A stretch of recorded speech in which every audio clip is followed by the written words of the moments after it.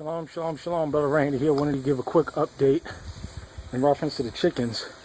And so basically what's been going on is I'm up to around about 80 or 180 to 90 birds at this point in time. And the process of which I'm doing is breaking it down into a 3-stage process. And it entails first putting the chickens, you see, in this holding pen right here, and I have a 5-gallon bucket, a mini waterer, and I don't have to clean out the back part because it's just wire mesh. So all I have to do is just move it, and I put this system in direct sunlight, and what happens is that it heats up the entire area. Now as you see, I have little baby chicks here, but I take them and I put them in here, and I keep them in here until they get a certain amount of size, and I'm going to show you what I do to them from here.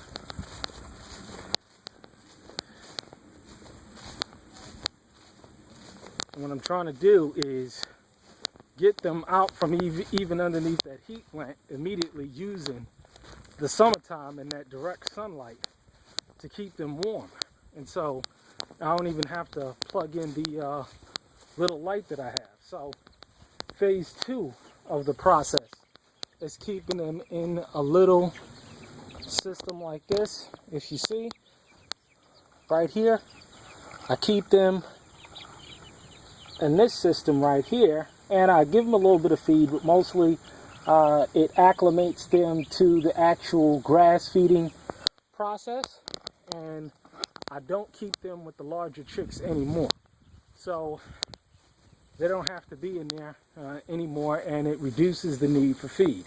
Now, of course, again, this is the chicken coop that I have, and what I do basically is I spray down the area and clean it out, and I also created a process where there's vents on the bottom end, and I have a small little plastic tote which I'll be able to collect that chicken manure, dilute it in water, and use it for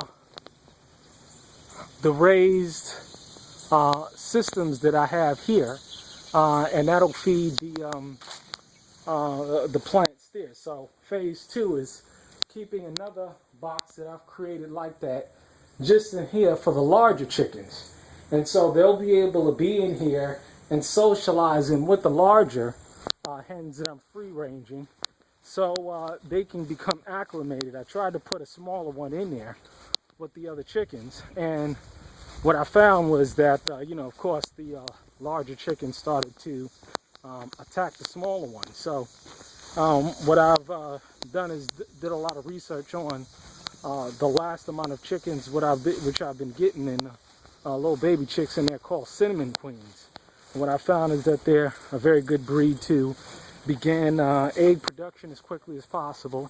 In addition to that, meat.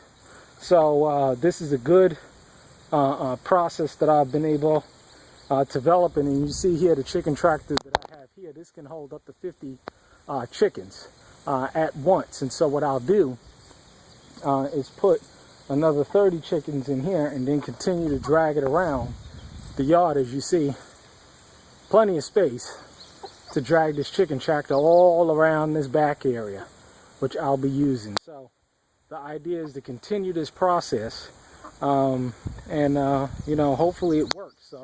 So far it's been working. These are the largest chickens that I've had, and they're coming along just fine. And I put in a water feeder with those small little pecking pieces, and I'm trying that out for the first time, even though I had them for ever since before I got here. I just installed them so they can peck at the bottom of this 5-gallon water bucket, and it will feed them. So, and in addition to that, I got the Japanese beetles that they're feeding on. But what I'm noticing also is that there's been a decrease in the Japanese beetles.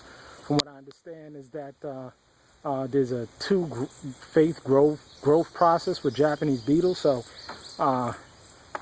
what I've decided to do next is this, use this bucket, and as you see, like I told you before, I just shake it up a little bit, and little maggots fall out of it from dead decaying food.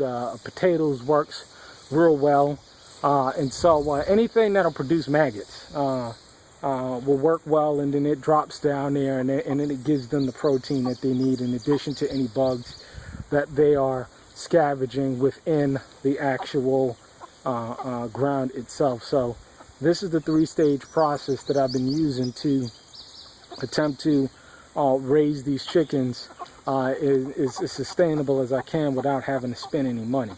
So it seems to be working fine so far. I'm going to make another chicken tractor, so I'm going to even make a better design than this.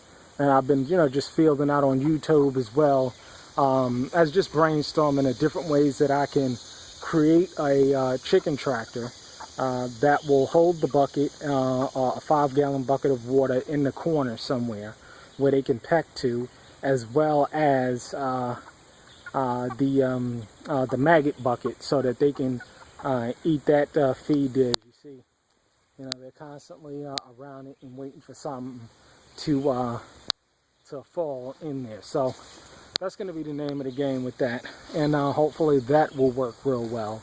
And then I have to figure out a way to feed them in the wintertime, provided that there's not enough natural space to produce food for them. So I'm gonna have to try and find some way, whether it's getting into some dumpster diving, going to like Panera Bread in the back, and getting some bread, things of that nature, so that they can continue to produce eggs through the winter, and I can sell those eggs. I can sell those eggs into the local market. There doesn't seem to be anybody in this area of Western Kentucky that's selling organically grass-fed eggs, or chickens for that matter. I got to go like a half an hour away. So we'll see how that continues to work.